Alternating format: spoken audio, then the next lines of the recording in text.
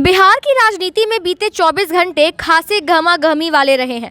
मंगलवार की देर शाम पूर्व डिप्टी सीएम सुशील कुमार मोदी ने ट्वीट कर कहा कि रांची में सजा काट रहे राजद प्रमुख लालू प्रसाद यादव एनडीए के विधायकों को कॉल कर रहे हैं। विधानसभा अध्यक्ष पद चुनाव में वोटिंग के लिए उन्हें लालच दिया जा रहा है।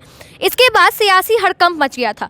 विधानसभा अध्यक्ष पद के चुनाव के लिए मंगलवार की रात भर एनडीए और महागठबंधन के नेता एक दूसरे के विधायकों से संपर्क साधते रहे। अब अगले 12 घंटे से भी कम समय में यह तय हो जाएगा कि किसकी रणनीति कितनी कामयाब रही है। पटना में अभी 150 से अधिक विधायकों के रहने की व्यवस्था होटलों में की गई है। ऐसे में एनडीए और महागठबंधन के नेता एक कमरे से दूसरे कमरे में जाकर सबसे संपर्क करने की कोशिश कर रहे हैं। इन विधायकों में सबसे कमजोर कड़ी एक निर्दलीय विधायक, बीएसपी के एक विधायक और लोजपा के एक विधायक है।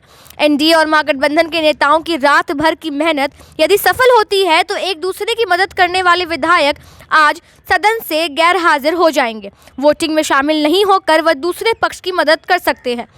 चुनाव खत्म होने के तुरंत बाद एनडीए और महागठबंधन के लिए स्पीकर पद का चुनाव शक्ति परीक्षण जैसा है। मंगलवार दोपहर तेजस्वी यादव ने महागठबंधन की ओर से स्पीकर पद के लिए उम्मीदवार उतारकर इस चुनाव में ट्विस्ट ला दिया है। एनडीए की ओर से भाजपा के विजय कुमार सिन्हा उम्मीदवार बनाए गए हैं। ऐसे में नामांकन के साथ ही जोड़ तोड़ की राजनीति शुरू हो गई है। नीतीश कुमार और तेजस्वी यादव के लिए चुनाव इसलिए भी महत्वपूर्ण हो गया है क्योंकि इससे साफ हो जाएगा कि विधानसभा में किसकी कितनी शक्ति है।